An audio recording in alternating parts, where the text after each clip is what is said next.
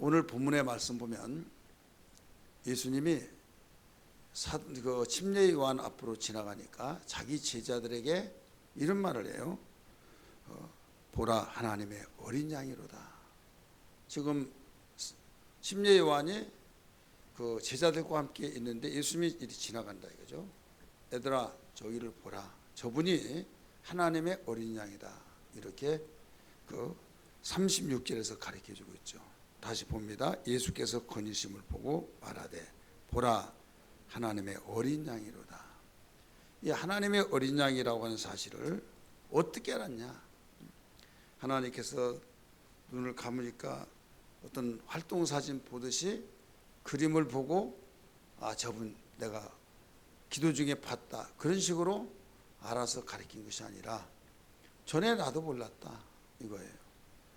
특별히 29절부터 하나님의 어린 양에 대해서 나오죠. 29절 한번 다시 볼까요?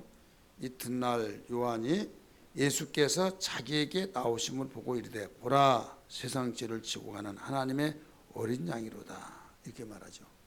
보라, 세상 죄를 지고 가는 하나님의 어린 양이로다. 예수께서 그 요한에게 가까이 올 때 저분이 누구야? 모든 분이네?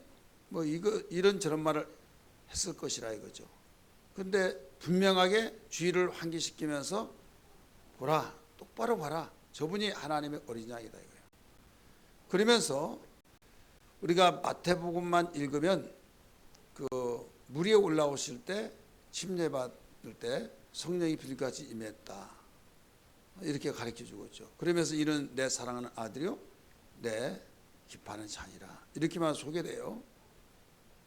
그런데 요한복음에서는 예수님이 하나님의 어린 양이라는 것을 강력하게 증거하고 있는데 아까 읽었던 말씀 36절과 또 여기 29절에서도 같이 하나님의 어린 양이라고 가르쳐주고 있다 이거죠. 그러면서 그 혈육관계 속에서 비춰본다고 한다면 6개월 침례 요한이 먼저 났습니다. 그러니까 그냥 일반 사람 같으면 형님하고 하면서 지내는데 저분이 하나님의 어린 양이라 이런 말을 한 거예요. 그래서 나도 몰랐다. 나도 몰랐는데 네 앞에 서서 그 침례받기 위해서 기다린 사람 중에서 그 위에 누구든지 하나님의 성령이 임하면은 그가 하나님의 아들이라고 하는 곧 하나님의 어린 양이라고 하는 사실을 알아라. 이렇게 말씀을 하셨기 때문에 나도 알았다 이거예요. 그래 평상시는 그냥 그 형님하고 동생으로 그냥 이야기하고 생활했는데 일가 친척인데 내 앞에 누구든지 내 앞에 줄을 서서 침례 받으러 오는 사람 중에서 어떤 사람이든지 그 머리에 비둘기 같은 성령이 임하면 하나님의 어린 양이라는 걸 알아라 하셨기에 내가 알았다는 거죠. 그러면 이 말을 또 왜 침례 요한에 서느냐, 그 앞에 줄을 서느냐, 이것은 침례 요한이 예수님보다 먼저 6개월 먼저 왔다고 그랬죠. 예수님하고 똑같이 했던 말이 있어요. 회개하라, 천국이 가까우느니라. 침례 요한이 말했어요 안 했어요? 했죠. 나중에 예수님이 공생애 시작하면서 또 말씀을 했습니다. 그 내용이 똑같아요. 회개하라, 천국이 가까우느니라. 그러면서 그 침례 요한은 막 독사의 자식들아 막 이런 말도 했어요. 예수님도 말씀하셨고, 그 다음에 누가복음에서는 너희가 이 세금을 많이 걷어서 착복했으면 다 갖고 군인들이 여지없이 막 잔인해서 임신한 여인들도 배를 갈라서 죽이고 또 사로잡아서 또 죽이고 막 이런 일이 있으면 너희들이 그 행실에 대해서 너희들은 용서받을 길이 없다. 그러나 단 용서받을 길이 있다고 한다면 회개해야 된다. 막 낱낱이 이런 내용을 열거하면서 회개하라고 그랬어요. 그럴 때 400년 동안 말라기에서 마태복음 사이에는 종이 한 장 차이지만은 400년 동안 기간이 흐르는 내용이에요. 이것을 신학적으로 암흑시대다 이렇게 말을 해요. 그래 암흑시대라는 것은 뭐냐면 이스라엘 백성들은 일반 이방인들과 같이 사는 것이 아니라 구별된 삶을 사는데 그들이 오직 살아갈 수 있는 것은 하나님의 선지자들이 외칠 때 그 외침의 내용을 가지고 살아가는 삶이에요. 그래서 그 소리를 비치라 이렇게 말해요. 한마디로 선지자들이 나타나서 회개하라. 너희가 어떻게 해서 하나님을 등지고 우상을 섬기느냐 이런 식으로 말하고 있잖아요. 이사야 같은 경우에는 나귀도 제 주인을 알고 소도 제 구유를 알거니만은 너희는 하나님을 어찌하여 모르느냐. 심지어는 짐승들도 주인을 알고 구유를 아는데 왜 하나님의 형상으로 지음받고 하나님의 택함받은 백성이라고 하는 너희들이 왜 하나님을 모르냐 하면서 얼마나 더 정수리가 터지도록 맞아야 알겠느냐. 이게 바로 이사야 1장에서부터 예언이 이루어진 겁니다. 그래서 그럴 때 겸손한 자는 막 가슴을 찢고 회개하고 그러면 하나님께 돌아오죠. 교만한 사람은 기분 나쁘다 이거죠. 그러면서 그 정면 도전을 하죠. 예레미야 같은 경우에는 나라가 망한다고 그랬어요. 회개하지 않고 계속 시큰둥하고 비웃고 지금 주변에 있는 강대국하고 동맹을 맺고 잘 우리 서로 사이좋게 지내자고 해서 끄떡없는데 나라가 망한다고 하니까 웃기네 해버리면서 그것도 한두 번이지 계속 망한다고 하나님께 돌아오지 않으면 망한다고 하니까 나중에는 귀에 쟁쟁거리고 안 들은 것만 못하고 그래서 잡아다가 옥에 가두고 그리고 이 시범적으로 뻔때를 보여줘야겠다. 내가 주군인데 감히 망한다고 그래? 그래서 막 선지자들을 죽이고 막. 그러니까 다른 사람들이 죽는 것을 보고 벌벌벌 떨면서 이제 망한다 말을 못하는 선지자들. 그래서 그런 선지자들을 거짓 선지자다. 좋은 말만 하고 나쁜 그 좋은 말만 하고 하나님께서 하라고 하는 말을 하지 않고 자기가 그 소리를 듣고 이 말을 하면 왕이 싫어하고 잘못하면 목숨까지 생명까지 위협을 느낀다. 그러면 그냥 바꿔서 말해버린 거예요. 그럴 때 너희가 왜 거짓말을 하느냐. 그래서 거짓 선지자들이 막 나타나는 거죠. 선지자의 역할은 하나님의 그 전해주는 소식을 그대로 전달해줘야만 선지자의 역할이요 사명인 걸 믿기 바랍니다. 그렇기 때문에 좋은 말 전해줄 때는 기쁘죠. 부담 없잖아요. 근데 뭐 죽는다고 한다든지 아니면 나라가 망한다고 한다든지 그런 말 하면 굉장히 부담스러운 거예요. 오늘 신방 때도 이야기했지만은 누가 의사의 진단 속에서 죽는다. 몇 달 못 산다. 그러면 평상시에 불렀던 찬송, 이 천국에 대한 찬송, 또 설교도 천국에 대한 그 설교. 근데 그런 사람이 있을 때는요, 나더라고 한다. 그렇게 생각한 것 같이 굉장히 부담스럽더라 이거죠. 왜? 지금 죽을 사람은 나쁜이 없는데 막 그러지 않지만은 그렇게 마음이 들기도 한다 이거죠. 근데 하나님이 가서 너 죽는다고 하라. 그러면 쉽겠어 어렵겠어요? 진짜 어렵죠. 만약에 그런 시험 들으면 왜 그런 말을 했냐고 또 어떤 사람도 우리 목사님이 지혜가 없다고 하고 뭐 그럴 거 아니냐 이거죠. 분위기를 보고 할 말이 있고 하지 말아야 할 말이 있지 않냐고. 제가 설교 시간에도 언젠가 이야기했지만은 어떤 분이 암이 걸려가지고 하나님께 기도하기를 서원했어요. 하나님 나를 고쳐주시면 내가 우리 집사람 태클을 걸고 그랬는데 자유롭게 복음을 전하고 마음껏 죄를 하도록 허락하겠습니다. 그리고 그분이 빼빼 말랐는데 살을 찌게 만들어주면 나도 가서 전도하고 열심히 하겠습니다. 이런 말을 하면서 기도해달라고. 그 부인도 우리 교인들도 저도 막 기도하고. 근데 암 환자도 그러잖아요. 5년만 버티면 다 완치다. 그래가지고 5년 동안 얼마나 의사가 시키면 시킨 대로 열심히 하는지. 양치하는데도 30분 걸려요. 몇 분요? 여러분 아무리 오래 하더라도 30분 걸립니까? 좀 하면요 이 속이 입안이 다 감각을 느끼지 못하고 이상한데 그분은 한 30분 동안 하는 거죠. 그럼 빨리 교회를 가야 하는데 그 양치한다고 안 나오고 그러면 열불이 나는 거죠. 막. 그래서 그것 때문에 토닥토닥 하기도 하고 그리고 결국 어떻게 해서든지 버텨서 7년인가 살았어요. 그러니까 그때 야 해방이다. 먹고 싶은 거 못 먹고 가고 싶은데 못 가고 막 그렇게 하다가 7년이 되니까 이제는 나는 다 살았다 해방이다.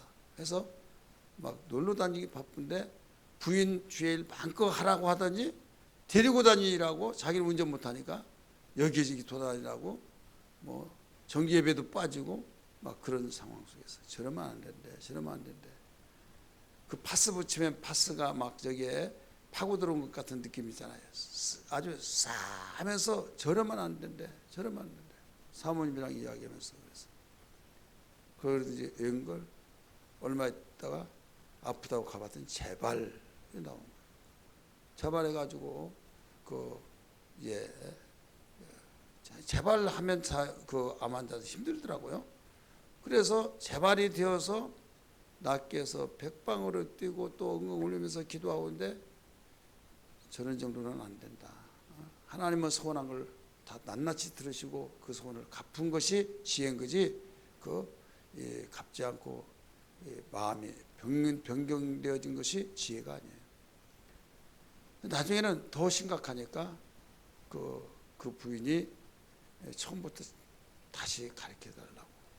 또 저도 이러다가 죽으면 정말 구원이나 받았나 할 정도로. 근데 그분은 모태신앙이에요. 부인은 나중에서 늦게 믿었어요. 이제 대화를 해보면 나중에 믿는 부인이 성경식도 더 많이 하는데 나중에 화가 나면 야 하면서 나이 차이도 더 많이 나요.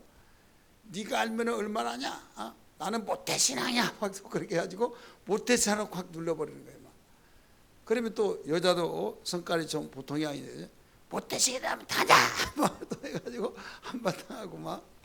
그래서 어쨌든 말한 거 보면 말만 모태신앙이지 신앙도 없는 것 같고 열심히 이렇게 기도해주고 그러다가 막상 죽어버리면 목사가 가장 중요한 것은 영혼이잖아요. 그래서 영혼도 구원받지 못하면 어떻게 할까 해서 다시 점검을 하면서 해야겠다 해가지고 점검을 하기 위해서 매일마다 가서 기도해 주는데 영생의 그 내용을 백지 상태에서 차근차근 한 거예요. 그럼 구원의 확신이 나와야 안 나와요? 나오죠. 그러면 오늘 밤에 집사님 죽는다고 한다면 하나님이 오라고 한다면 천국 갈 수 있습니까? 그래 물어봤어요.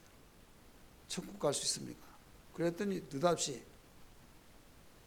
여보게 당신이 목사야 막 느닷없이 막 그런데요. 막 깜짝 놀라가지고 느닷없이 여보게 당신이 목사냐고 막 소리를 벼락벼락 막 아니 좀 과장법에 안다면 천장이 들썩들썩할 정도로 크게 소리진데 그러면서 목사면 용기를 주고 살 수 있습니다. 괜찮으면서 막 격려를 해줘야 하는데 죽는 이야기 한다고 내가 당장 죽냐고 막 하면서 당장 내 눈앞에 사라졌어. 꺼져버리라고 막 당장 꺼지라는 거예요. 그래서 그 자리에서 그렇다고 해서 팍 나오면 그렇잖아요. 그래서 아주 조연한 자세로 진정하시라고 했더니 내 말 안 들리라고 막 완전히 이 인상 자체가 지옥에서 출장 나온 사람 같이 똑같아가지고 막 당장 꺼지라고 막 이게 내 집이라고 유천만까지 다 이게 내 집이라고 아니 내가 있으면 뭐 집이 내 명의로 변경되나 내 집이라고 빨리 꺼지라고 그래 알았다고 갔어요. 가서 그게 귀에 쟁쟁 거예요. 여보게 당신 막 하면서 막 당신 목사냐고 막 그게 활동산 치아가 갖고 귀에 쟁쟁가지고 한 며칠 동안 뭐 한 4, 5일 막 쟁쟁거린 거예요.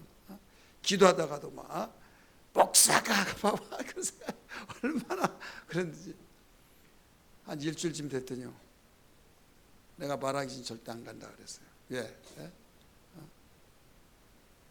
살려면 바뀌어질 것이고 막.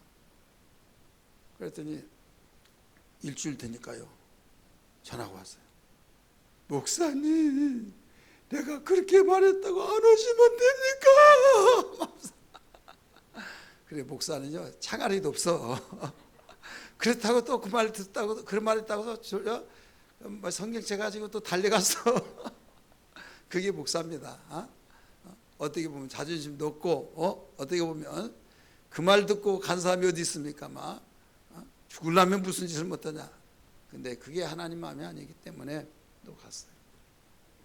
가서 백지 상태에서 봅니다. 하면서 왜?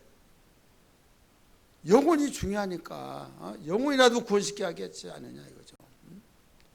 그래서 제가 그때 그 전에는 그런 생각하지 않는데 그런 일이 있고 난 뒤에는 어떤 상황이 그 상황이 어떤 누가 있다 그러면 죽음에 대한 그 천국 찬송 부르면 혹시 저 사람이 또 나 들으라고 한 거 아닌가 이런 생각이 막 들 때도 있고, 병원 신방 가가지고 그 얼마 못 산다더라 그러면 막 그럼 반드시 말을 해야 하는데 부담이 서는 거예요. 그러나 속에서 네가 하나님의 종이냐 막 싸우는 거죠. 그래서 그래 나는 하나님의 종이다. 이게 마지막일 수도 있다. 해가지고 기도하고 이제 말이 처음에 나오기가 힘들어서 또 나오면 또 막 줄줄 나오잖아요. 그래서 복음을 전하면서 나는 말하고 하나님이 역사하신다. 그래서 겸손한 마음을 주시고 그래서 병원 신방에서 얼마 살지 못한다는 진단을 받은 사람일수록 그런데 또 우리 교회 나가가지고 한 10여 년 됐나 전화가 와가지고 그동안 전화 안 오다가 우리 어머니가 얼마 못 산데 와서 그동안에 제주도 여행도 보내고 왔다 갔다 하면서 간데 이제 쉬쉬쉬 하다가 어떻게 하냐 하다가 그 이야기를 해줘야 할 것 아니냐. 그래서 이제 나한테 전화가 온 거야. 자기 섬기는 교회 우리 교회에서 나갔으니까 그 목사님한테 말해야지 왜 나한테 말하냐 이거죠. 참 그렇더라고요. 그래서 하다가 그래 섬기는 교회 목사님이 그분이고 이분이고 떠나서 구원받게 하는 것이 또 예수 믿고서 근데 우리 교회에서 벌써 떠나고 난 뒤에 그렇게 많이 되니까 교회도 잘 나가다 안 나가다 하다가 또 말씀도 계속 들어야 은혜를 받고 말씀을 계속 들어야 구원의 확신도 있고 그런데 그냥 나눠주고 구제하고 막 선교하고 하다가 그냥 간증들 막 그런 많이 듣다가 보니까 복음에 그 일들이 약해지면서 이제는 이상한 말만 하고 그런다 이거죠.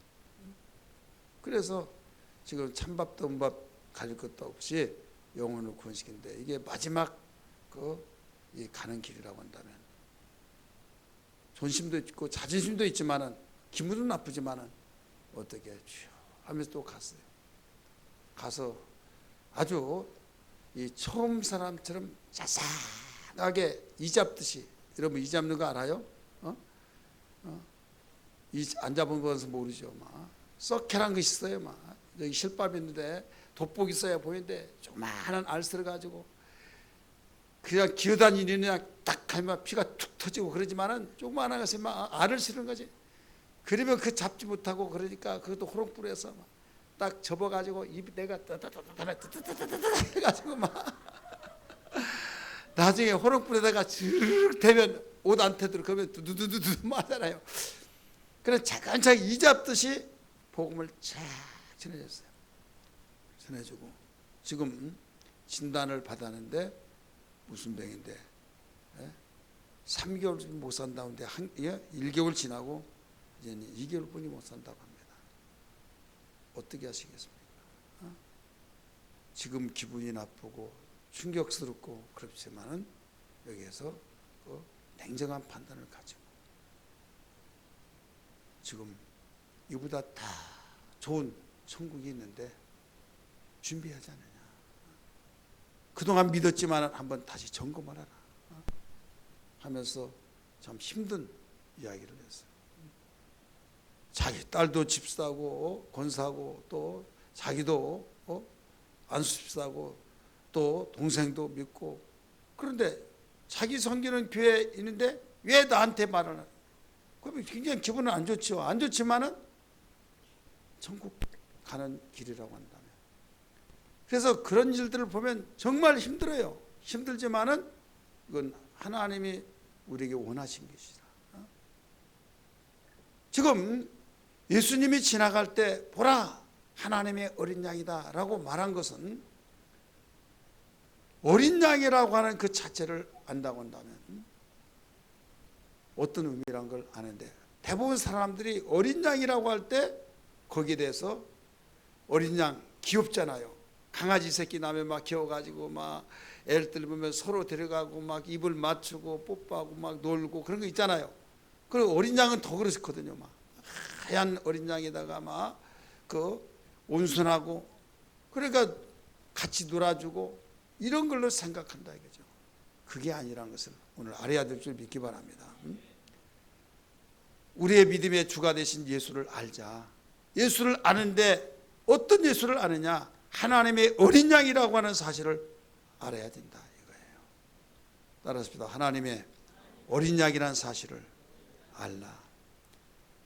얼마 전까지만 하더라도 형님 동생 아우 동생이라고 했던 그분이 하나님의 어린 양이라고 자기 지지자들에게 이야기를 해준 거예요. 우리 성경 봅니다.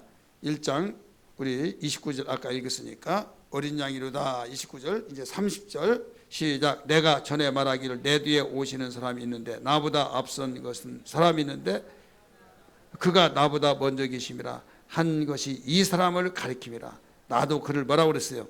알지 못하였으나 내가 와서 물로 침례를 베푸는 것을 그를 이스라엘 요한이 또 증언하여 이르되 내가 보매 성령이 비둘기같이 하늘로부터 내려와서 그의 위에 머물더라. 그의 위에 머물더라. 33절 나도 그를 알지 못하였으나 나를 보내어 물로 침례를 베풀라 하신 그이가 나에게 말씀하시되 성령이 내려서 누구 위에든지 머무는 것을 보거든 그가 곧 성령으로 침례를 베푸는 줄을 알라 하셨기에 내가 보고 그가 하나님의 아들이심을 증언하였노라 하였다라고 가르쳐주죠. 그래서 알았다는 거예요. 네 앞에 침례 밖에서 줄을 섰을 때 한 사람 한 사람 차례대로 침례를 주는데 누구 위에든지 성령의 비둘같이 그 임함을 보걸러랑 그가 바로 성령으로 침례 준 자를 알아라. 하나님의 아들인 줄 알아라. 하나님의 어린 양인 줄 알아라. 그래서 내가 저분이 하나님의 어린 양이라는 걸 알았다. 이것을 일러준 거예요. 믿으시길 바랍니다. 그러니까 자기 제자들에게 말하니까 아니 자기 제자들을 그쪽으로 가버린 거예요. 예수님의 제자 중에서요. 그 침례 요한의 제자들이 있죠. 베드로도 그 안드레도 요한도 침례 요한의 제자예요. 어떻게 보면요. 침례 요한이 참 미련하기도 하고 좀 자존심도 없고 그런 것 같이 보이죠. 그러나 자기 제자가 그리로 갔다고 그래서 막 못 가게 막을 치고 오히려 비판하고, 여러분 그런 경우도 있어요 없어요? 있죠. 그러니까 목사님들 목회하다가 보면 막 자기 교회에서 다른 데로 가면 막 저주를 받는다 뭐한다 막 이런 사람들이 있다. 그렇게 해서 막으려고 하는. 구약시대 때는 저주의 명예의 사건들이 나오죠. 그러나 하나님의 아들 예수께서 저주를 받아서 우리를 축복하신 이상 우리는 축복할 수는 권리가 있지 저주할 수는 권리는 없다는 걸 알아야 될 줄 믿기 바랍니다. 그래서 자기의 제자들이 그리고 가더라도 뭐라고 하지 않고 오히려 가는 것을 허락해 줬다 이거죠. 만약에 허락하지 않았다면 그 말을 하지 않았을 거예요. 그래서 자기 제자들에게 예수님 지나갈 때 보라 저분이 하나님의 어린 양이다 일러줬다 이거죠. 그만큼 그 예수님에 대해서 잘 가르쳐주고 확실하게 예수가 누구라는 것을 가르쳐준 것이 자기의 사명이라는 것을 여기서 일러준 거죠. 따라서 합시다. 예수님을 알려주는 것이 우리의 사명이다. 그냥 옹졸해가지고 내 사람으로 만들려고 해서 그게 원한 것이 아니라 바로 하나님의 사람으로서 하나님의 아들 예수는 누구라는 것을 우리는 정말 가르쳐주는 좀 폭넓은 사람 되어야 될 줄 믿습니다. 그러면 하나님의 어린 양인 예수는 어떤 말이냐? 여러분, 우리가 믿는 하나님은요, 정직하신 분이라는 걸 믿기 바랍니다. 따라서 합시다. 정직하신 분이다. 정직하신데 얼마만큼 정직하시냐? 그분이 하신 말씀은 반드시 약속을 실행하신 분이다 이거죠. 실행하신 분인데 하나님이 아들을 이 세상에 보내신 것도 하나님의 약속으로 이 세상에 오셨고, 예수께서 이 세상에 십자가에 못 박혀 죽으신 것도 하나님의 예언하신 대로 죽으셨어요. 그래서 그는 우리의 구원과 구세주가 되신 것을 믿으시길 바랍니다. 예수님 십자가에 죽으실 때 다 이뤘다라고 말씀했잖아요. 다 이뤘다는 건 뭐예요? 하나님께서 이렇게 죽는다는 것을 일러주신 것을 아들이 그걸 알고 죽을 때 다 이뤘다. 성경은 말합니다. 모세의 율법과 선지자들이 하는 말을 응하게 하려 하심이라 이렇게 나오잖아요. 그러니까 이미 성경에 거기에서 다 예언하고 예언했던 것을 예수님이 십자가에 죽으시고 부활하기까지도 다 이루어진다. 그래서 하나님은 정직하신 분이고 신실하신 분이고 그 일을 실행하신 분이다 이거죠. 그러면 우리는 율법을 통해서 이렇게 하나님의 아들이 그 약속되어졌고 예언도 이루어지는데, 율법과 선지자들의 예언이라는 말을 여러분 많이 들었죠.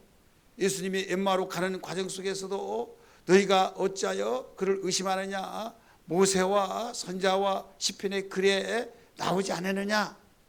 예수님이 부활했다고 하니까 그런 일이 있을 수 있느냐, 죽었다가 살아날 수 있느냐 막 하면서 서로 이거 말하다가 가면서 예수님 부활하셔서 그 옆에 나타나셔서 말씀했잖아요.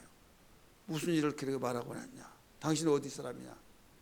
우리 예루살렘에서 오는데 요사이 지금 막 떠들썩하게 소문이 나는데 예수가 죽었다가 살아났다고 하는데 그럴 수 있냐 하니까 예수님이 거기서 말씀하신 내용이 그거예요.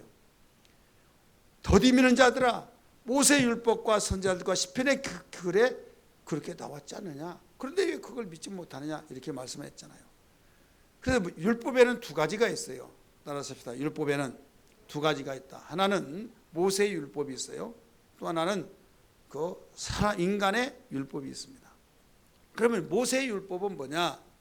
하나님께서 모세에게 말씀하시고 모세가 이스라엘 택한 백성에게 선포했을 때 이것을 하나님의 말씀이지만은 모세를 통해서 선포해서 들었기 때문에 모세 율법이라 이렇게 말합니다. 그러면 모세 율법이 아닌 두 가지가 있다고 했잖아요. 율법에는 하나는 인간에 의해서 주어진 율법인데, 인간에 의해서 주어진 율법은 언제부터 있었느냐? 아브라함 시대 때부터 있었다. 아브라함 때부터 있었는데, 이스마엘 자손이 그들이 자기의 자생적으로 만들어낸 율법이에요. 좋은 일, 착한 일, 이런 것들을 다 수집해서 만들어서 이렇게 살아야 된다 이거죠. 다른 신들을 섬기지 말아라, 다른 신을 내게 두지 않은 것이 좋으니라, 그런 식으로 만들었다 이거예요. 그러니까 이슬람 사람들이 이 성경에서도 빼고 여기서 빼고 다 짜집게 해서 만들어내는, 그래 그들도 율법이라고 말합니다. 그러니까 우리가 혼란스러운 것이 뭐냐면 우리도 율법 그들이 보면 똑같네 하는데 우리는 착각하면 안 돼요. 모세 율법이냐, 그들이 만들어낸 율법이냐, 그들이 만드는 율법. 그래서 우리가 말하는 그 율법은 모세에게 명령하여서 우리에게 전해준 율법이란 걸 알아야 될 줄 믿기 바랍니다. 근데 이스마엘 그 후손들로 인하여서 만들어진 율법은 그 자생적인 율법이다. 사람들에 의해서 만들어내진 율법이다. 그럼 차이점이 뭐냐? 모세의 율법 속에는 하나님의 약속된 언약이 들어있다 이거예요. 율법에는 그냥 법만 있다 그게 아니라 모세와 모세의 율법과 선지자들의 예언 이렇게 나오잖아요. 따라서 합시다. 모세의 율법과 선지자들의 예언. 그래서 선지자들은 예언을 해서 그 말이 장래에 이루어지는 사건을 예언이라고 하잖아요. 그래서 선지자들이 외치면 잘못된 현 시점은 책망하고 그 다음에 너희가 이렇게 된다. 잘한 것은 인정하고 하나님이 칭찬해주고 이렇게 되리라. 잘못된 것은 너희가 그 저주를 받으려고 하느냐 하고 막 호되게 야단치는 것은 정신 바짝 나게 해서 회개하라고. 그래도 회개를 하지 않으면 너희가 얼마나 더 맞으려고 하냐 하면서 예언이 주어지죠. 그래서 예레미야 같은 경우는 하나님께서 예레미야 선지자를 통해서 나라가 망한다. 70년 만에 너희가 돌아오리라. 이것은 70년 동안 그동안에 겪었던 모든 서러움과 아픔 속에서 우리가 잘못한 걸 피부로 느껴진 거. 말로는 안 되는데 매를 맞을 때 정말 어떤 어려움과 고통을 당할 때 그제서 피부로 느끼면서 잘못됨을 뉘우치듯이 그것을 하나님 몇 년으로 보시는가 하면 얼마나 두꺼운 얼음은 여러분 빨리 녹지 않잖아요. 살얼음은 그냥 햇빛만 나더라도 녹아버리지만은 두꺼우면 두꺼울수록 늦게 녹듯이 이스라엘 백성들이 얼마나 죄가 가중했던지 70년이 되면은 너희가 돌아오리라. 70년이 되면 너희가 회개다운 회개를 통해서 어떤 일이 있더라도 우리가 하나님 돌려보내 주시면 정말 하나님만 섬겨 살겠습니다. 그런 아주 회개한다는 것을 하나님이 전지하셔서 아시고 70년이 되면 돌아오리라 말씀하신 거예요. 이렇게 이 선지자들은 예언을 해주는데 모세 율법은 그러면 법만 있냐? 아니다. 그 율법에도 바로 예언이 담겨 있다. 그 예언이 뭐냐면 언약의 예언입니다. 따라서 언약의 예언. 그 예언이 언약에 담겨 있는데 언약이 약속이잖아요. 하나님께서 그 약속하신 언약, 그래서 신약, 구약 말한 것은 예수님이 오시기 전에 하나님이 약속하신 언약. 맹세해 쉽게 말해서 계약이다 이거예요. 그 다음에 신약은 예수님이 오시고 난 이후부터 하나님께서 우리에게 그 모든 것을 예약하셨다. 계약을 해주셨다. 이렇게 하리라고 맹세하셨다. 이거예요. 약속하셨다. 이런 뜻이에요. 그러면 모세의 예언 속에, 모세의 율법 속에서도 여기에 약속하신 언약이 있는데 그 언약에 그 뭐냐? 이게 하나님의 어린 양입니다. 따라서 하나님의 어린 양이다. 하나님의 어린 양이 그냥 이루어진 것이 아니라 모세의 율법에서도 이루어졌는데 이때 모세의 율법은 성문화된 율법이에요. 따라서 성문화된 율법. 그 다음에 하나님께서 택한 아브라함을 택하여서 부르셨을 때 아브라함에게 개인적으로 말씀하신 것은 이스라엘 민족이잖아요. 민족의 조상이잖아요. 그래서 아브라함에게 주신 그 말씀은 그에게 백성에게 준 것이 아니라 아브라함에게 주신 말씀으로서 그 율법 이전에 아브라함에게 약속하신 것이에요. 그러면서 아브라함에게 약속하신 것을 하나님께 너하고는 취소, 너에게는 여기까지 이렇게 말하지 않고 계속 이어내려면서 거기에 플러스 알파가 되듯이 모든 것을 이제 율법을 모세로부터 이제 율법이 성문화가 되어진 거죠. 그래서 엄격하게 따지면 모세부터 시작하면 아브라함에게 말씀하신 것은 언약이고 여기에는 율법은 아니다. 모세부터 이제 공식적인 여기에 언약이 율법이다. 율법이라는 것은 개인 대 개인으로 말한 것이 아니잖아요. 공동체에게 선포되어서 지켜야 할 법이기 바로 이게 법인 것처럼. 근데 아브라함에게는 개인적으로 말씀하시기 때문에 언약이에요. 거기서부터 나온다고 한다면 어디서부터 그 하나님의 어린 양이 시작되냐 하면 아브라함에게 100세 되어서 이삭을 줬어야 안 줬어요? 주었죠. 기뻐서 즐겁게 행복하게 살고 있는데 전에는 웃음이 없던 그 아브라함의 가정에 웃음꽃이 피었어요. 노년에 얻은 아들 얼마나 기쁘고 얼마나 시간 간 줄 모르고 살았지 않겠어요? 그런 가운데 뜻없이 청청날벼락처럼 아브라함아 네 독자 이삭을 내게 바치라. 내가 지시할 땅으로 가서 네 이삭을 번제로 드리라. 바치라는 거죠. 자기 부인에게 상의 한마디 하지 않고 종에게 야 낙타에 그 나무를 실어라. 그리고 가서 나중에 모리아산에 올라가기 전에 너는 여기 기다리라. 그러면서 3일 길을 걸어서 거기에 도착해서 내가 올 때까지는 기다리라. 지금 아들하고 둘이 올라가잖아요. 아들하고 올라가면서 이삭이 이렇게 물어봅니다. 아버지, 이제 제사 지내러 간다고 하니까 나무와 불은 여기 준비되는데 양은 어디 있습니까? 물어본 거예요. 너다 이렇게 할 수 없잖아요. 얼마나 입장 곤란했을까요? 얼마나 가슴이 쓰리고 아플 거예요. 그럴 때 여호와께서 준비하시느니라. 예 하고 올라간 거예요. 올라가서 느닷없이 거기에서 나무를 탁 쌓아놓더니 아버지가 돌변해가지고 미치광이처럼 돌변해서야 이삭을 포박을 해가지고 나무에 딱 올려놓더니 칼을 들어서 막 그냥 쥐어 치려고 하니까 하나님이 얼마나 다급하지. 아브라함아. 하나님이 가장 당황했던 사건이 거기밖에 안 나요. 그냥 아브라함아 하면 그냥 죽는 거예요. 막 다급하니까 아브라함아 칼을 멈춰라. 뒤를 쳐다봐라. 그럴 때 뒤를 쳐다봤더니 수풀에 걸린 양이 하나 있잖아요. 그러면서 이제야 내가 나를 사랑한 줄 알았노라. 이 사건에서 우리 율법과 복음의 예표가 나와요. 뭐냐면 칼을 들어서 치려고 할 때 손을 대지 말라라고 아브라함아 손을 거두라라고 할 때 그 말을 하기 전까지 거기는 율법이에요. 율법의 모형이에요. 왜 그런가 하면 모든 사람의 죄는 죽어야 안 죽어요? 죽죠. 그러니까 치기 전까지 그때가 바로 율법이고 그 다음에 풀어놓아라. 자유를 줘라. 내가 다 받았다 이거죠. 그게 바로 복음이에요. 복음의 모형이라 이게요. 그러니까 아브라함의 한 사건 속에서 어느 지점, 이 시점이 바로 율법과 복음의 모형입니다.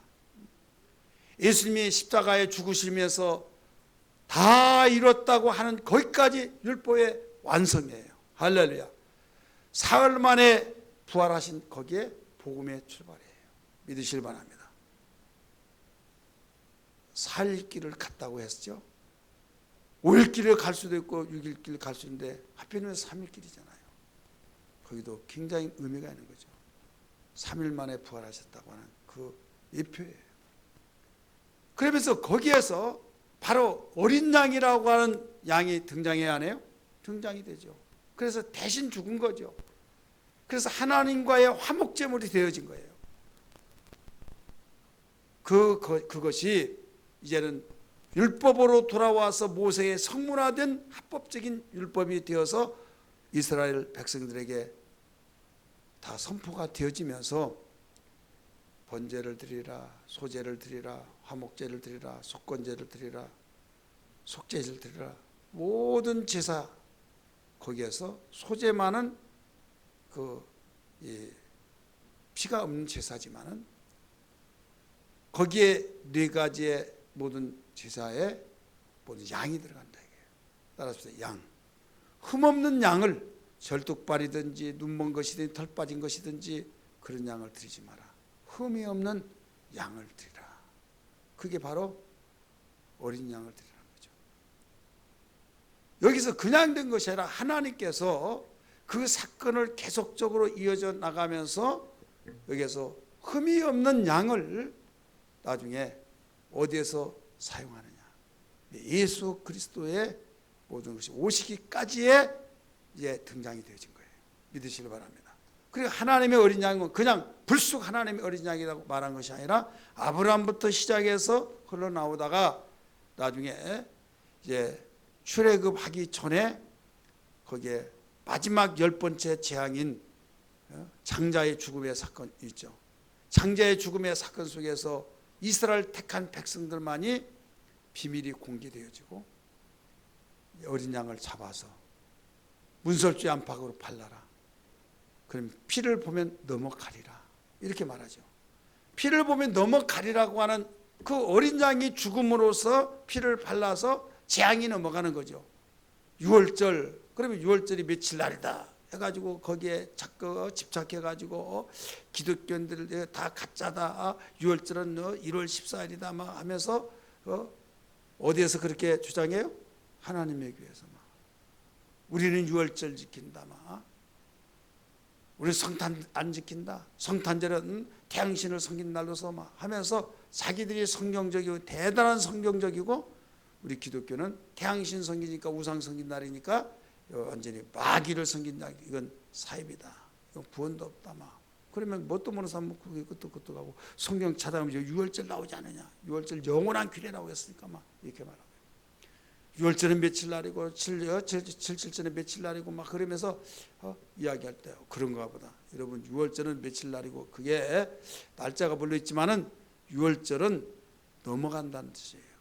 6월 넘어간다 이 뜻입니다. 따라하십시다. 넘어간다. 천사들을 통해서 모두 첫 집의 장자는 다 죽이겠다고 하는데, 이 장자를 죽이려고 지금 하나님께서 그 죽음의 사자들을, 죽이는 사자들을 완전히 보내는 거예요. 보낼 때 피만 있으면 넘어가라, 이거 넘어가라. 그런데 피가 없으면 다 죽이는 거예요. 여기에서 우리에게 가르쳐 준 건 뭐냐면 죄삭은 사망이죠. 그럴 때 죄가 있는 자는 바로 하필이면 차자도 있는데 장자입니까? 장자는 모든 것을, 이 혈통을 가르쳐 주고 있어요. 혈통의 대표입니다, 장자가.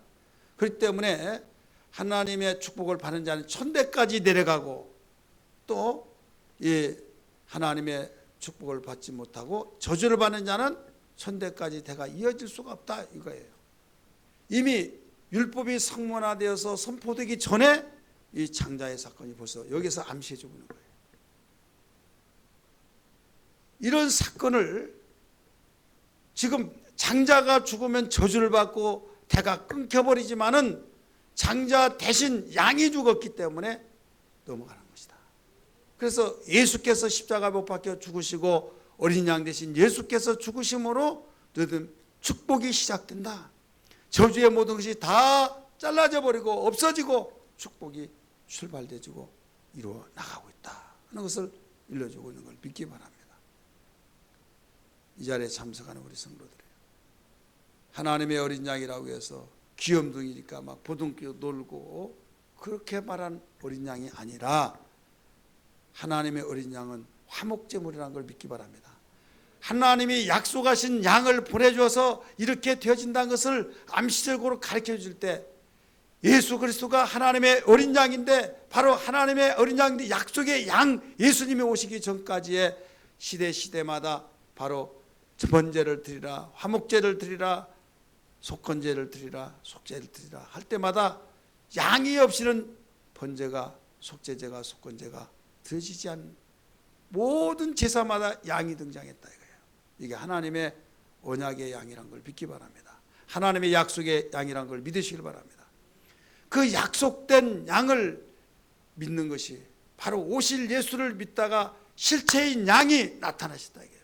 실체의 양, 모형되었던 양이 그 당시는 양이 죽은데 진짜 양이죠.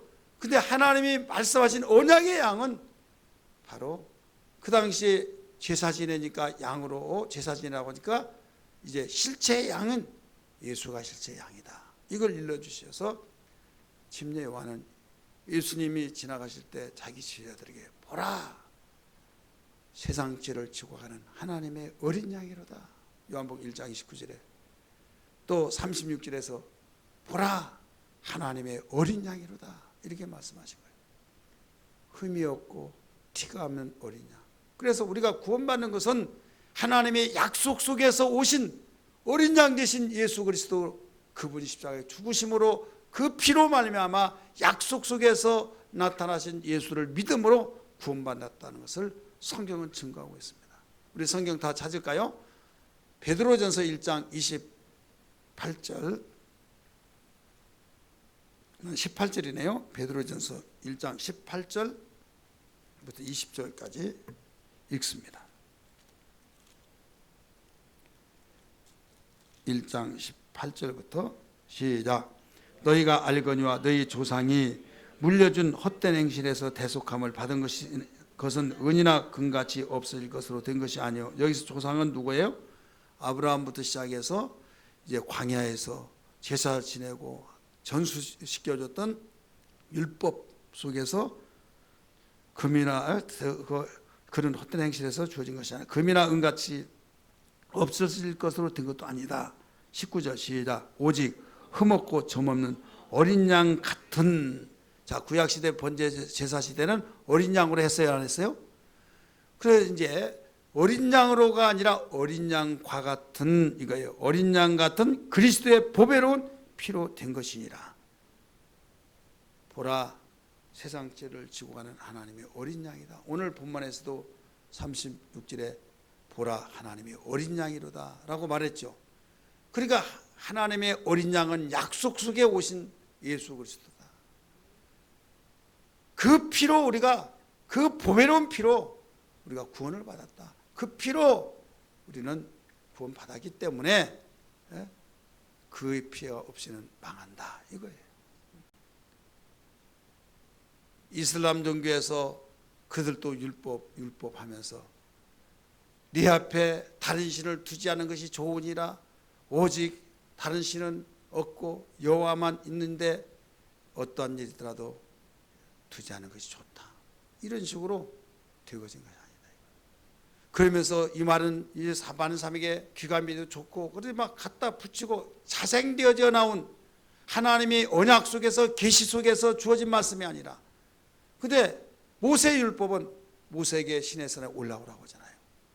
그러면서 40일 동안 식음을 전폐하고 있을 때 하나님께서 그에게 나타나셔서 모든 말씀을 하시고 모든 말씀을 하신 것을 줄이고 함축시켜서 가장 율법의 핵심적인 10가지의 그 계명을 돌비에 새겨서 가지고 가서 그들에게 낭독하고 하나님이신 그 율법을 낭독하면서 설명하고 그 내용들이 마태복음 그 창세기에서부터 바로 신명기까지, 그래서 모세 오경이라고 가르쳐 주었죠. 이제 모세 항상 부모가 있으면, 내가 있으면 부모로부터 이 호적이 계속 소개되고 있잖아요. 그래서 그 아버지는 그 이상은 누구다. 그 이상은 누가 보면 그렇게 나오고 마태복음에서는 누가 낳고 이렇게 나오듯이, 여러분 호적 성분을 띄워보면 여러분 이름만 나온 것이 아니잖아요. 그 위에가 나오잖아요. 아버지가, 어머니가 나오고. 마찬가지로 아니 창세기를 보면 율법이 아닌 것 같은데 그런 인상을 받아야 안 받아요? 근데 목사님들마다 모세 율법 그러면 창세기까지 들어가야 안 들어가요? 들어가죠. 그래서 모세 율법 속에 창세기도 들어간 거예요. 실제적인 본게임으로 들어간다고 하면 어디서부터요? 출애굽기부터 들어가잖아요. 출애굽기, 레위기, 민수기, 신명기. 그러면서 민수기는 또 역사서도직에 출애굽 과정 속에 역사가 나오잖아요. 그래서 모세 오경 속에서도 출애굽기에 그 다음에 20장 이후로부터 그다음 레위기, 민수기도 앞에 나오지만 인구조사도 나오고 항해하는 거 나오고 하지만 신명기 막 해서 거기는 법으로 가득 채워졌잖아요. 그 가운데 모두 양들이 나와서 그 희생되어져서 하나님께 제사드려진 그 내용들이 그냥 된 것이 아니라 하나님의 언약 속에서, 하나님의 약속 속에서 양이 죽지 않으면 너희가 죽는다. 양이 너희를 대신해서 죽는 것이다 라고 일러주시면서, 그런데 진짜 양이 죽었는데 하나님이 가르치고 싶은 그 양은 예수 그리스도가 죽어야 된다는 것을 묵시적으로 가르쳐주면서 그 사실을 성령께서 요한에게 가르쳐준 것을 선포하면서 보라 하나님의 어린 양이라고 일러준 거예요. 그러니까 우리는 구약시대 때 사람들도 자기가 죽어야 할 것을 양이 대신해서 죽은 것처럼 이제는 그 아브라함을 통해서 죽이려고 하기 그 전까지가 바로 율법이고 풀어놔라 라고 했을 때 복음이 예표인 것처럼 바로 예수님이 십자가에 죽으실 때 거기까지 율법의 마침이 되고 그 이후로는 복음이 된 것처럼 우리는 복음의 소식이 뭐냐면 이렇게 기쁨의 소식이 된 걸 믿기 바랍니다. 예수님 죽으실 때 어떤 역사가 나타나요? 거기서 휘장이 위에서 쫙 찢어집니다. 성막을 아시죠? 지금 여기에 이 뜰이 있습니다. 그 다음에 휘장이 하나 있습니다. 그 다음에 칸이 하나 있습니다. 가운데 칸이 있는데 거기는 성소, 지성소가 있어요. 지성소와 성소 사이에 뭐가 있어요? 천이 있어요. 간격이 있어요. 지성소는 하나님만이 함께 계시는 것이고 성소는 사람들과 같이 갈 수 있는 거예요. 그래서 하늘과 땅이라고 하는 것을 구분시켜서 하늘은 하나님을 상징해 하나님이 계신 곳이다 이렇게 생각하고 땅은 사람들이 살고 있는 이게 장벽이 가로막혔다 이거죠. 그래서 이사야 선지자는 여기에 너희와 나 사이의 죄악이 가로막았다 이렇게 가르쳐 놓고 있잖아요. 그 찢어져 버렸다 이거죠. 이제는 하나님과 우리 인간 사이의 모든 장벽이 와르르 무너지면서 찢어놓은 휘장이 갈라져서 지성소와 성소가 완전히 하나가 되어버리듯이 하나님과의 우리와의 관계가 하나가 되어져서 누구로 말미암아 예수 그리스도의 중보자를 통해서 화목제물로 통해서 그래서 그 언약을 통해서 그 피를 믿는 자가 영생을 얻었고 구원을 받았고 하나님의 언약 속에서 이루어지기 때문에 그러나 자생적으로 나온 그 언약을 믿고 자생적으로 그 율법을 믿는 이들은 절대로 구원이 없다 이거죠. 왜? 이것은 멸망이냐 구원이냐 따지듯이 바로 언약에 따라서 믿는 자가 구약시대 때 구원의 역사들이 있었잖아요. 짐승을 통해서 잡음으로도 구원을 이루어졌고 이건 완벽한 구원이 아니라 육체의 목숨이 지속하는 구원이죠. 이제 예수 그리스도의 언약으로 오신 어린 양 되신 예수 그리스도 그분이 죽음으로써 100% 우리는 영원무궁토록 구원받는 그 구원이 완성이 이루어졌다 이 말입니다. 그래서 예수의 피밖에 없는 걸 믿기 바랍니다. 언약 속에 오신 예수, 화목제물로 되신 예수, 그래서 보장받는 그건 하나님이 정직하시고 하나님의 하신 말씀은 천지가 변할지라도 한 말씀 변치 않은 그 말씀에 의해서 보증받는 구원의 역사이기 때문에 우리는 값없이 주어진 은혜인지라 할렐루야 찬송을 불러야 될 줄 믿습니다. 주께 영광 돌려야 될 줄 믿습니다. 그 은혜 감사해야 될 줄 믿습니다. 주님, 나 같은 것이 무엇이건데 이 언약을 통해서 완벽한 하나님의 화목제물을 통하여서 구원받게 하신 은혜를 감사합니다. 나도 모르는 사이에 하나님께서 언약을 실행하시니라고 십자가에 죽게 하셔서 이제 선포하셔서 그 사건만 믿으면 우리에게 구원의 길을 열어놓으셨으니 얼마나 주님 감사한지 이제까지 그걸 모르었습니다. 나는 이제 알았는데 이제 우리 가정이 나의 아내가 나의 남편이 더 나아가서 우리 부모가 알지 못한 사건을 이 소식을 전해주어서 함께 구원받는 놀라운 역사가 있게 하여 주시옵소서. 이것이 우리의 사명인 줄 믿으시길 바랍니다.